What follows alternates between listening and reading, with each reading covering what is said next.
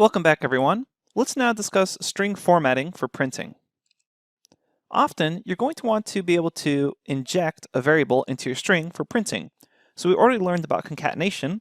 For example, you may have a variable called myname equal to Jose, and you want to print the phrase, hello, Jose. So what you may end up doing is say print, and then inside of that print function you say hello, and concatenate it with the myname variable. Now there's actually multiple ways to format strings for printing variables in them, so you don't have to constantly be using this concatenation or plus sign. And this in general is known as string interpolation, which is basically just a really fancy way of saying stick a variable into a string. So we're going to explore two methods for doing this. One is the .format method, and the other one is the fstrings method, which stands for formatted string literals. And this is a newer method for some newer versions of Python 3. I personally prefer the .format method, but let's go ahead and show you both of them, and you can decide which is more your style. Let's get started. Okay, let's begin by discussing the .format method. And the basic syntax for this is you're going to have your string defined, and then inside of your string, you're going to have special curly braces as placeholders for the variables you're going to insert. And then right after the string, you call .format, and then inside of this, you're going to call the strings or variables that you want to insert into your string. Let's walk through lots of examples here. We're going to start with the most basic example, which is just saying this is a string, going to set open and close curly braces there, and right after the string, we're going to call .format. So notice how the dot is touching the string there, and then whatever string you want to insert. So to make it really obvious, I'm going to go put in all caps inserted. Run this, and now I see this is a string inserted. So what the .format method has done is it's grabbed this string and inserted it where it saw those curly braces. So there's several advantages here, and we're going to go through all of them. One advantage is that strings can actually be inserted by index position. Let's imagine that we want to insert many things. We're going to say the curly braces, curly braces, curly braces, then say .format, and say the fox, brown, quick. Now what happens is basically .format is going to insert these strings in the same order you supplied them and into these curly braces. So right now we have the fox, brown, quick. What would be nice is if we actually have this make grammatical sense, which is going to be the quick brown fox. What we can do is based off the index position inside of this format call, I can supply those numbers in the order I want. So the very first word I want is actually quick. So this is at index position 2 because it's 0, 1, 2. So I'm going to say, okay, 2 goes first here. And then the next word I want is going to be brown. So that's at position 1, so 0, 1. And then the first word, fox, at index 0 here, is going to be the last one I want. And then when I run this, I get back the quick brown fox. What's also really nice is I can actually repeat these. So if I wanted to say the fox, fox, fox, I could just say the 0, 0, 0 here, run this, and now I have the fox, fox, fox.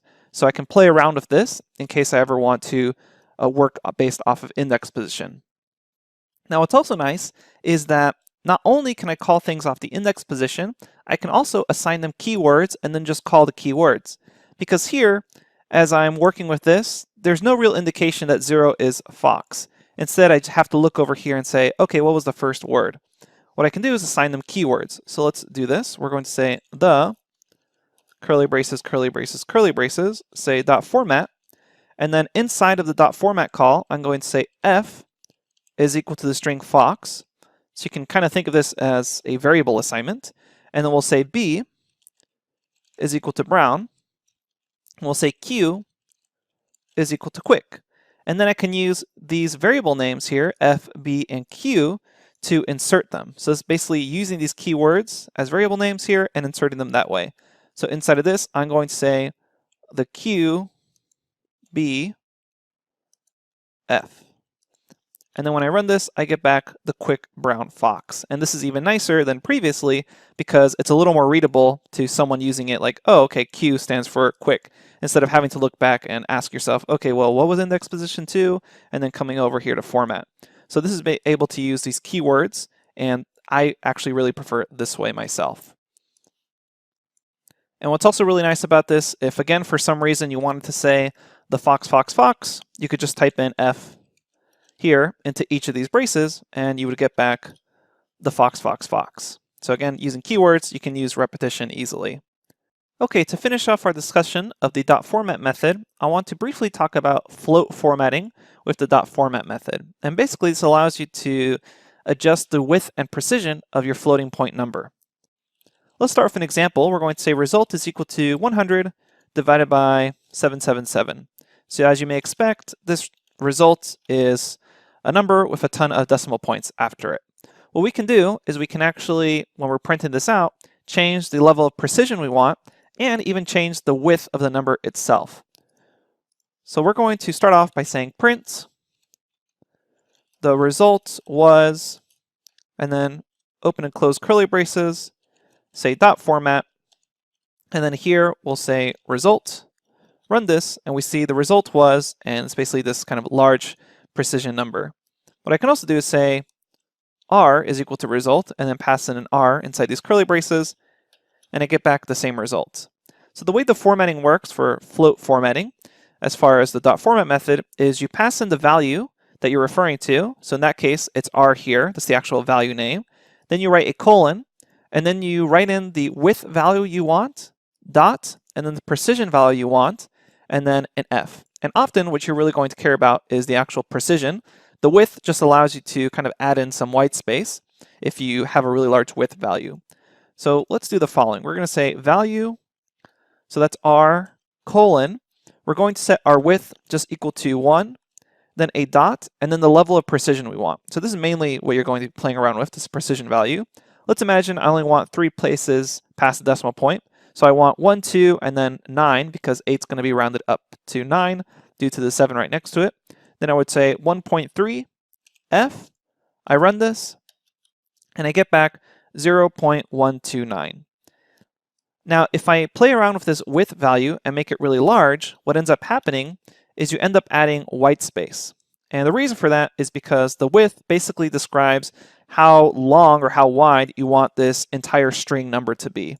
That's not terribly useful because you end up writing a ton of white space, but there may be certain situations where you kind of want to edit that. So it is available to you here, but often what you're going to be playing around with is really the precision here. So we can make this 5, and here we can see now we're taking up less of the total width because with white space, because we have more numbers past the decimal point.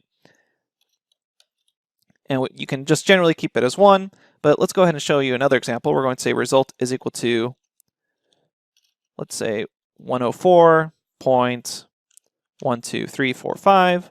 Run that, and we can see here that even with 1 on the other side of the decimal point, that's essentially just the same thing, and we can edit around and play with this floating point value. Okay, so that's float formatting with the .format method.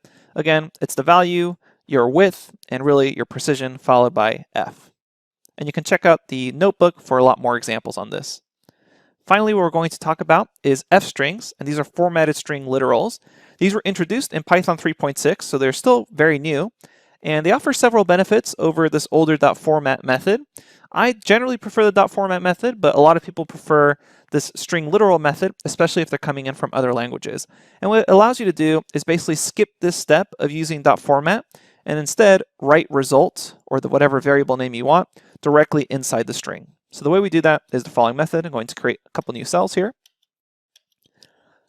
I'm going to say name is equal to Jose, run that, and then typically what I would have to do is say, hello, his name is, and then I would say .format name. I run this and it says, hello, his name is Jose. What you can do is replace the .format call by just typing an F in front of the string here, and then you can pass in name directly into the string itself. And if you run this, you get back the same result. So this is called F strings, or formatted string literals, and this is new with Python 3.6. And a lot of people have been requesting this feature for a long time because it's quite common in other languages. Again, because I'm a little more old school, I got really used to this format method, which is why I like it so much. But if you're coming in from other languages, I would definitely suggest you check out the F strings. A lot of people think it's a huge improvement over the previous method, and you can see why. It's actually really convenient to just be able to write that variable name directly inside these curly braces. And this works with multiple variables. So let's say name is Sam, age is 3. What we can do is say print f to let Python know it's a f string. We'll say in curly braces, name is, in curly braces, age, years old. And if we run this, we see Sam is 3 years old. So this is a really nice way to very quickly do string interpolation, which is just injecting these variables into the string itself. Okay, those are the very basics of string formatting. We have a lot more examples in the notebook in case you're interested. And we also have examples of some older string formatting methods that technically still work in Python 3, but I would really recommend that you either use the .format method, or if you like this new fstring method, use that as well. I'm going to briefly just show you what the notebook looks like for this lecture. So you can see here, we have a ton of string formatting examples for you, formatting with placeholders, which is something we didn't talk about this video lecture because it's quite an older method and I wouldn't really suggest you use it. But you can also see how we can use precision and padding for floating point numbers. We also have a lot more examples with the .format method, inserting objects by index position, reusing them. We also have alignments, precision. So all this stuff, a lot of this stuff we're not really going to use throughout the course, but it is available to you in the notebook in case you want to dive really deep into this topic. So we have lots of examples for you there. Okay. Again, all you really need to know about string formatting for this course is that you can use fstring literals to inject and interpolate strings this way, or you can use the .format method to inject variables that way. Okay, hope that was useful to you. We'll see you in the next lecture.